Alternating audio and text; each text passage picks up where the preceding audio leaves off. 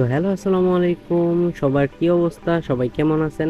আশা করি সবাই খুব ভালো আছেন। তো আজকে নিয়ে আসলাম আপনাদের জন্য একটি পার্ক ট্যুর। আর এটা হচ্ছে নারায়ণগঞ্জ সিটি পার্ক। আর এখানে আজকে হচ্ছে অনেক মানুষ, কারণ আজকে হচ্ছে শুক্রবার, তাই এখানে অনেক অনেক অনেক মানুষের সমাগম। তো এই পার্কের মধ্যে কিছু কিছু অনেক সুন্দর সুন্দর স্পট আছে, এগুলো আপনাদেরকে আজকে ঘুরে দেখাবো।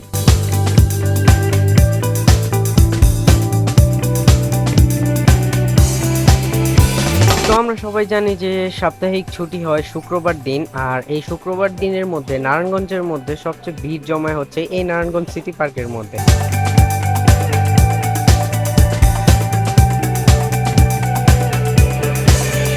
তো এই পার্কের মধ্যে প্রবেশের পরপরই আপনারা দেখতে পারবেন যে এখানে একটি রয়েছে বড় ঝর্ণা, যেটা সন্ধ্যার পরেই ছাড়ে। এছাড়া পার্কের মধ্যে রয়েছে বাচ্চাদের জন্য অনেক সুন্দর একটি খেলার জায়গা, যেখানে অনেক বাচ্চারা খেলাধুলা করে। আর এই পার্কের মধ্যে আসতে হলে আপনারা নারায়ণগঞ্জ চাষারা চলে আসবেন, এবং চাষারা থেকে এখানে 30 টাকা ভাড়া নিবে। যে কোনো রিক্সাওয়ালা মামাকে বললেই হবে যে নারায়ণগঞ্জ সিটি পার্কে চলে যাও। তো ওইখান থেকে এখানে 30 টাকা ভাড়া দিয়ে চলে আসতে পারবেন এই নারায়ণগঞ্জ সিটি পার্কে। তাছাড়াও এই পার্কের মধ্যে সৌন্দর্য ছাড়াও অনেক সময় দেখা যায় যে কিছু কিছু টিকটকার এরকম ভাবে সবার সামনেই নাচানাচি শুরু করে দেয়।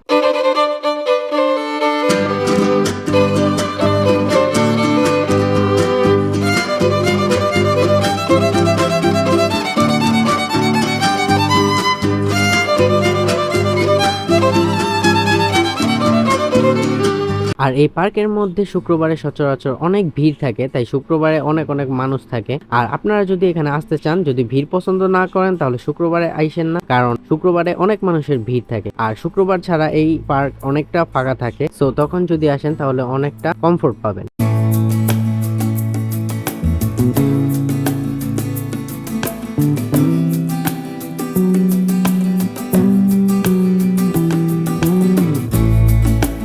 এছাড়া এই পার্কের মধ্যে রয়েছে অনেক সুন্দর একটি পদ্মবিল, যেটা অনেকের খুবই পছন্দ।